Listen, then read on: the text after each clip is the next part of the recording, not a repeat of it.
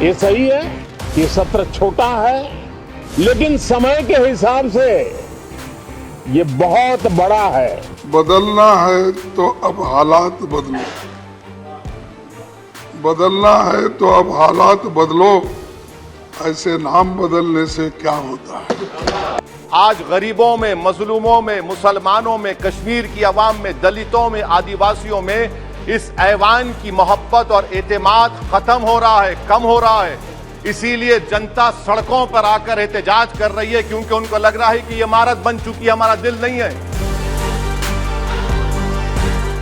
18 से 22 सितंबर तक संसद का विशेष सत्र बुलाया गया है। संसद के विशेष सत्र की शुरुआत प्रधानमंत्री नरेंद्र मोदी के भाषण के साथ हुई। आज पीएम मोदी ने पुरानी संसद से अपना आखिरी भाषण दिया। कल से संसद का सत्र नए पार्लियामेंट में होगा। इस मौके पर विपक्ष ने पहले ही साफ कर दिया था कि ना तो संसद में कोई हंगामा होगा और ना ही इस सत्र का बहिष्कार होगा। संसद में माहौल भी कुछ ऐसा ही देखने को मिला। आज पक्ष विपक्ष के सांसदों ने खुलकर संसद में अपनी बात रखी। लोकसभा में शुभारंभ पीएम मोदी के भाषण से हुआ। पीएम मोदी ने पुरानी संसद से अपना आखिरी भाषण देते हुए कई ऐतिहासिक पलों को याद किया तो कुछ भावुक कर देने वाले लम्हों का भी जिक्र किया। पूर्व प्रधानमंत्री जवाहरलाल नेहरू से लेकर अपनी सरकार तक संसद में लिए गए हर बड़े फैसले का जिक्र किया। हम सब इस ऐतिहासिक भवन से विदा ले रहे हैं। आजादी के पहले ये सदन इंपीरियल लेजिस्लेटिव काउंसिल का स्थान हुआ करता था। आजादी के बाद ये संसद भवन के रूप में उसको पहचान मिली। ये सही है, इस इमारत के निर्माण करने का निर्णय विदेशी शासकों का था, लेकिन ये बात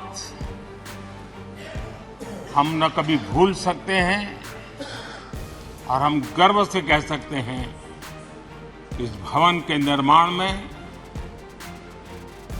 पसीना मेरे देशवासियों का लगा था,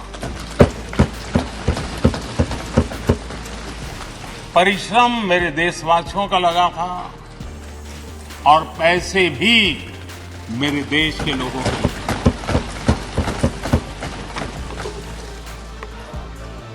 इस 75 वर्ष की हमारी यात्रा ने अनेक लोकतांत्रिक परंपराओं और प्रक्रियाओं का उत्तम से उत्तम सृजन किया है और इस सदन में रहे हुए सबने उसमें सक्रियता से योगदान भी दिया है और साक्षी भाव से उसको देखा भी। हम भले नए भवन में जाएंगे, लेकिन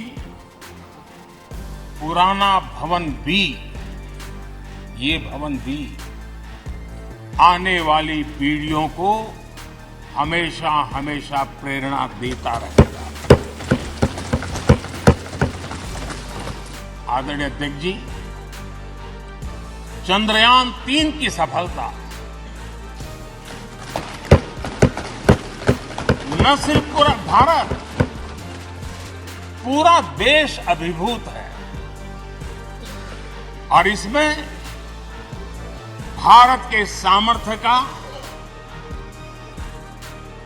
एक नया रूप जो आधुनिकता से जुड़ा है, जो विज्ञान से जुड़ा है, जो टेक्नोलॉजी से जुड़ा है, जो हमारे वैज्ञानिकों के सामर्थ्य से जुड़ा है, जो 140 करोड़ देशवासियों के संकल्प की शक्ति से जुड़ा हुआ है।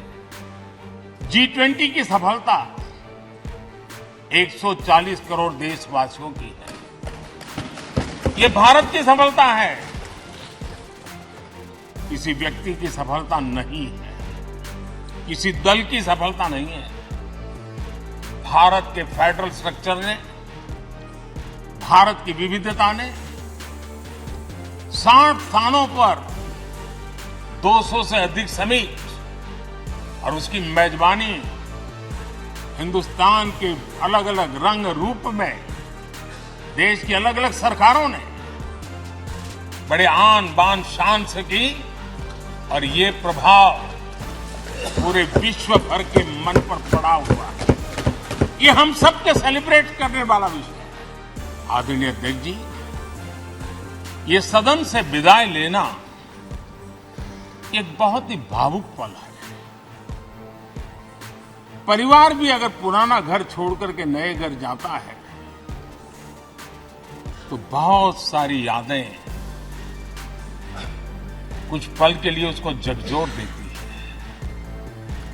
और हम जब ये सदन को छोड़ के जा रहे हैं तो हमारा मन मस्तिष्क भी उन भावनाओं से भरा हुआ है, अनेक यादों से भरा हुआ है। खट्टे मीठे अनुभव भी रहे हैं, नोकझोंक भी रही है, कभी संघर्ष का माहौल भी रहा है और कभी इसी सदन में उत्सव और उमंग का माहौल भी रहा है। ये सारी स्मृतियां हमारे साथ हम सबकी साझी स्मृतियां हैं, ये हम सबकी साझी विरासत है और इसलिए इसका गौरव भी हम सबका साझा है।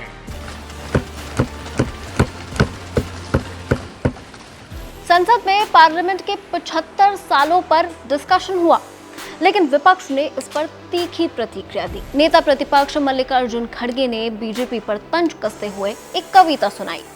अपनी कविता में खड़गे ने इंडिया भारत नाम विवाद को भी घसीटा।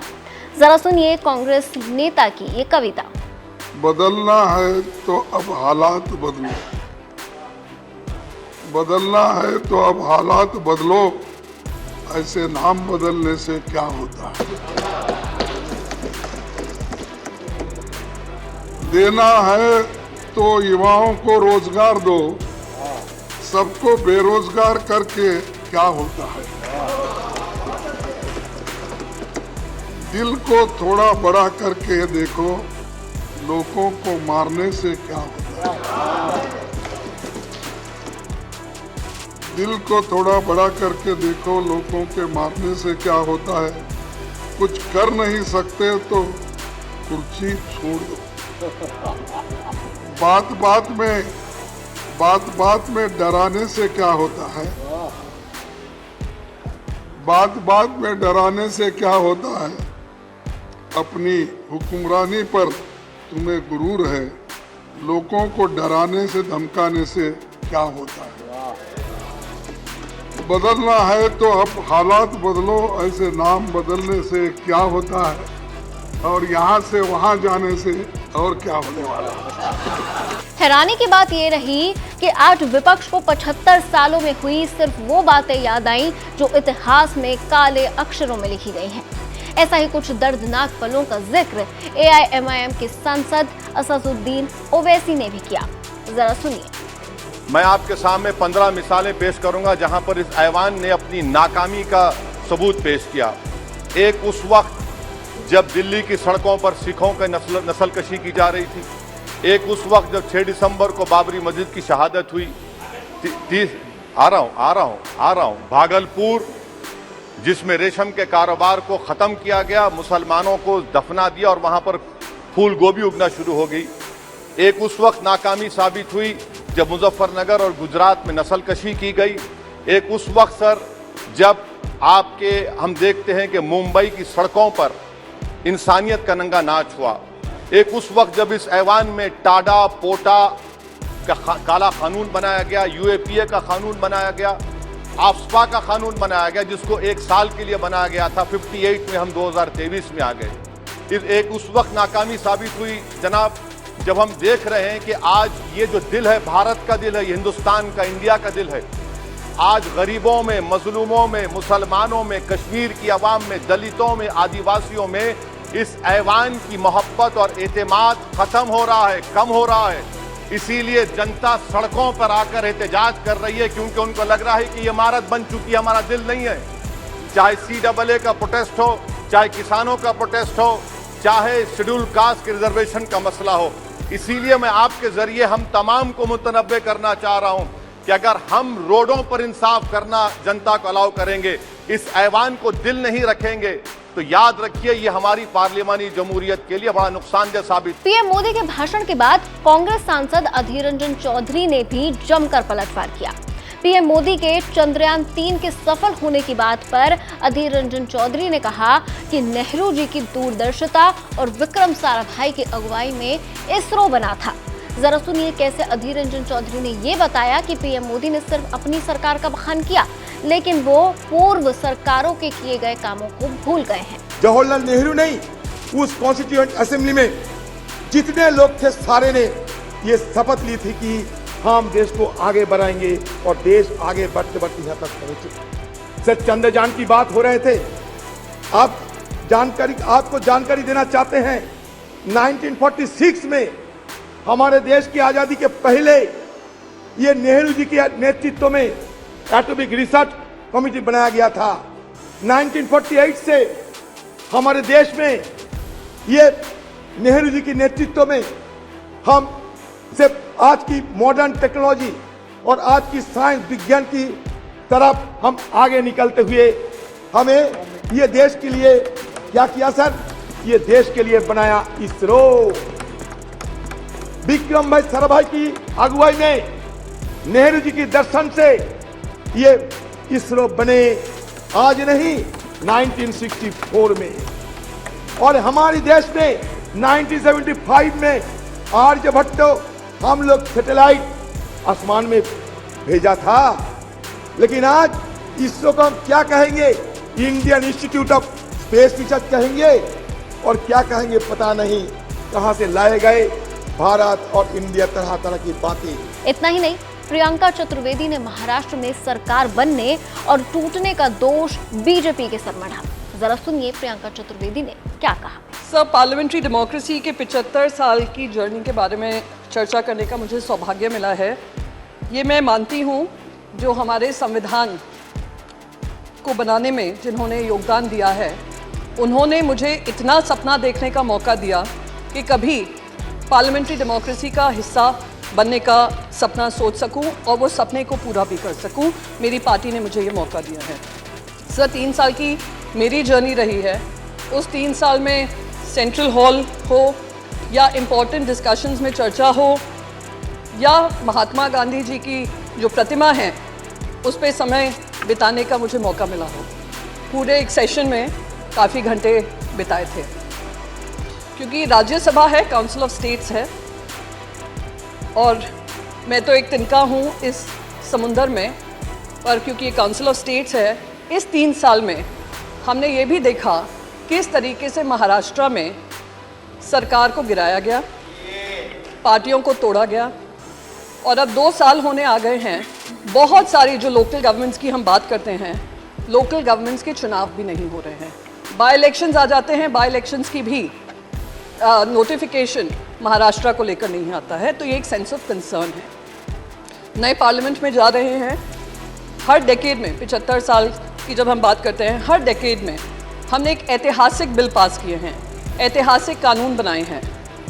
पर एक कानून जो मैं उम्मीद कर रही थी कि यहाँ से हम पास कर हम नए पार्लियामेंट की शुरुआत करेंगे, वो है महिलाओं के अधिकारों की बिल की बात सर, 33% रिजर्वेशन। पर वो मैं उम्मीद करती हूँ सर ना उम्मीद मत होइए, सब कुछ मुमकिन है। नहीं, वही तो मैं कह रही हूँ, मुमकिन है, पर यहाँ से मुमकिन होता तो ज़्यादा और इस पार्लियामेंट की शान बढ़ती सर। नहीं, इंडिया है तो मुमकिन है।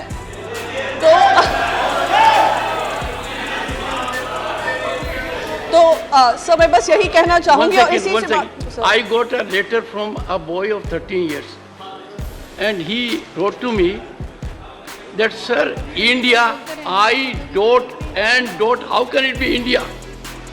You'll reflect on that.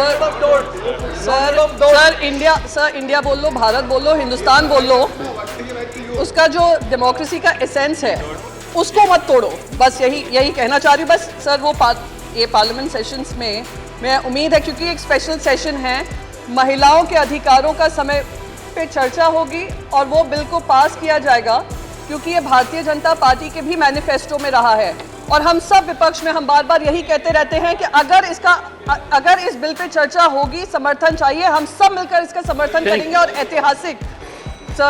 ऐतिहासिक स्पेशल सेशन बनाएंगे जो खुद प्रधानमंत्री नरेंद्र मोदी जी ने कहा है। आज इसी वाद विवाद के साथ 96 इयर्स का इस संसद का सफर पूरा हो गया। पुरानी संसद सत्ता पक्ष और विपक्ष के बीच भीषण बहसों, जोरदार हंगामों, संसद के भाषणों, ऐतिहासिक कानून और विधेयकों के पारित होने की गवाह रही। 19 सितंबर को गणेश चतुर्थी के अवसर पर नई संसद में कार्यवाही शुरू होगी और बाकी 4 दिनों की कार्यवाही यहीं पर होगी। खैर, अब इस बारे में आप क्या सोचते हैं और संसद की आज की कार्यवाही में आपका क्या कहना है, हमें कमेंट सेक्शन में जरूर बताएं। देखते रहिए एबीपी लाइव। तो फिलहाल संसद में आज दिन भर के इस एपिसोड में बस इतना ही, लेकिन कल नए संसद में कैसी शुरुआत होती है इस पर बातचीत जरूर करेंगे, तो जुड़े जरूर रहिएगा एबीपी लाइव के साथ।